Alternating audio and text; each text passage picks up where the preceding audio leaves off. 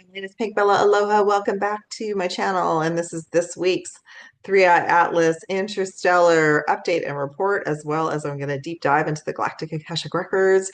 We're going to look at what is going on with Three-Eye Atlas. Where are they right now?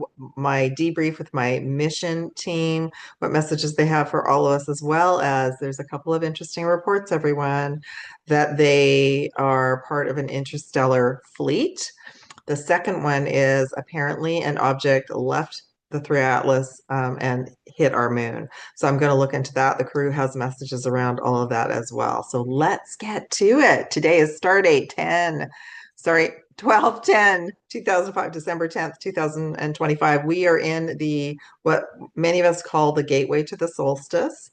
So that is open, and the official 1212 portal will be on December 12th, and they've got a message about that as well.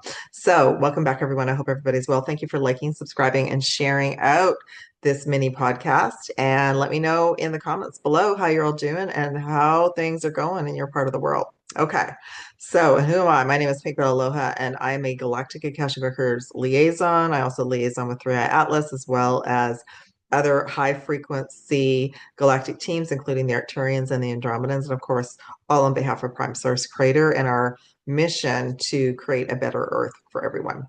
Okay, so let's look and see where they are right now.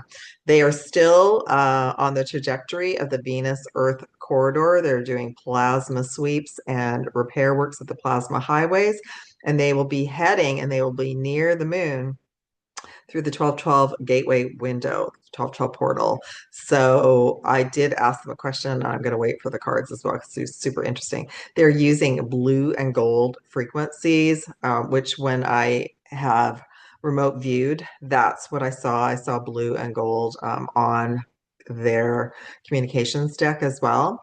So that is a high frequency communication band that they're still using, and it's bringing in clearer energy for all of us, clearer telepathy and communication. So it's amplifying our blue and gold bubble around the planet as well. And they're working with many other galactic alliances that are raising the frequency of our Earth grids right now, our Earth crystalline grids. So we might still be going through solar flare integration as well as that integration. And we may feel like we need more naps, go to sleep early. Our animals and our pets also need more food, hydration, and sleep. So that for sure is happening.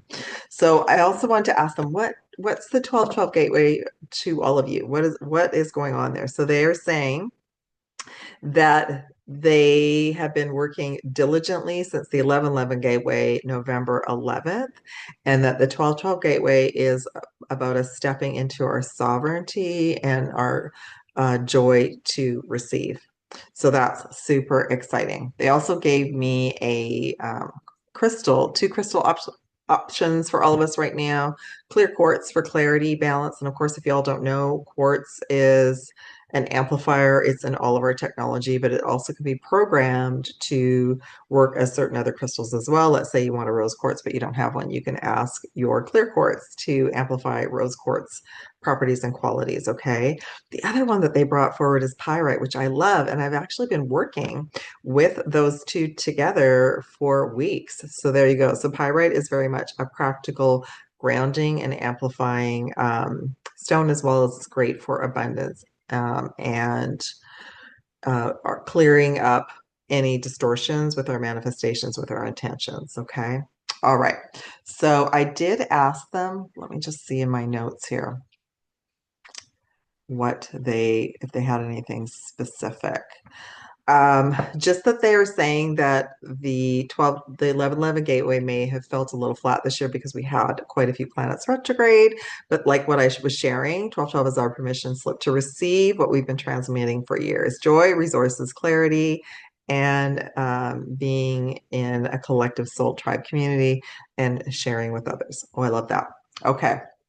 So now let me go back to my notes because I want to make sure that I cover everything today.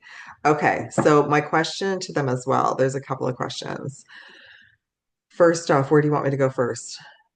Okay, they want me to go to the interstellar fleet. So are you part of an interstellar fleet? What is that all about? Oh, they're saying I can go to start tapping into the Galactic Akashic records.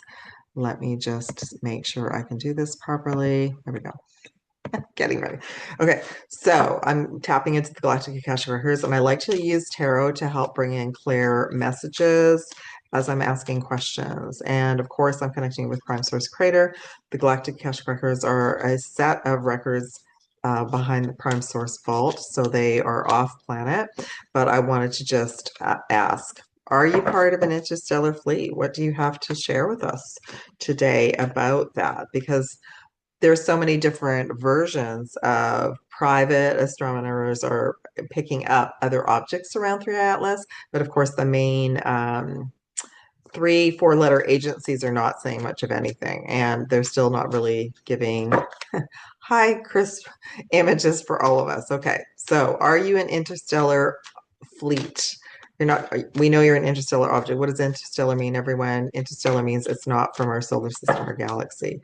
So let me pull in some messages. My liaison is connected as well to bringing in messages, and I'm receiving these card messages are from the Galactic Akashic Records as well. So we have the King of Cups.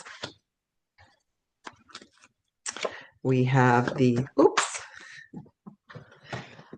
how you know I'm doing it live, everyone. We have the Six of Wands, which is victory, but it also could mean 6 hours, 6 days, 6 weeks. And then we have the moon. Super interesting because that's our next question. Okay, so my question is, are they part of an interstellar fleet? So it's the information is a King of Cups. The information that's coming to all of us is it's very muffled. It's very like we can't seem to get a straight answer. Even when I was researching this today, it didn't matter what tool I used. Everyone was saying, oh, it hasn't been confirmed. So that's super interesting to me. So there still is quiet about any information that's coming out. So they're just saying at the moment, there's a lot of sneaky information about them on the planet to take everything with a grain of salt. That's interesting. Okay, yes, so they're saying there's at least 6 or more um, like mini ships, probes. You can call it an interstellar fleet with them at this time that can be seen. They're saying, okay, and then the moon. Okay, that's interesting because they're actually heading to the moon, and I feel like that's what that card is all about. And that's our next segue as well. And we got the Hierophant, which is another major arcana. So they're saying that there's groups on the planet, like higher up groups, including religious groups that don't want to discuss what's going on with the moon. Okay. So, but if I was going to look at this in general, that would be a yes for the moon. Yes, they sent something to the moon. My next question for them then is, what did you send to the moon? Because the moon sends out frequencies that everyone, not everyone, but a large percentage of souls have a problem with. It when there's a super full moon or full moon, a lot of people go a bit cray cray here on the planet. It's really tough on them energetically. So I was asking if what they sent was like an amplifier to help with that frequency. So let's see what wants to come in. I shuffled. We got the moon again, just to confirm that that's what we're talking about. Okay. Wow, we have the 10 of Swords and the 7 of Swords. So absolutely, yeah. So they sent something to the moon to help with this. A lot of souls feel like this through a super full moon. They feel like they're under interference, energy interference. Some really feel like you can talk to any of the fire department, people at hospitals, full moons and new moons, people like everything. So many people come in like they feel like they're losing it. So that's really how everybody feels now. So this is from the past, they're saying, 7 of Swords. This is from something that was created for the moon to send frequencies that way. So 3i Atlas, you can go look at my other podcast. This is all about amplifying and helping our frequency. That's what this is, their mission is about. So let's see what they want. Yeah, we've got the 3 of Pentacles. That's one of their messages to me. That's one of my 3 Atlas messages. Yes, and that's them as well. So they absolutely are working on repairing this right now, and that's what that object is all about.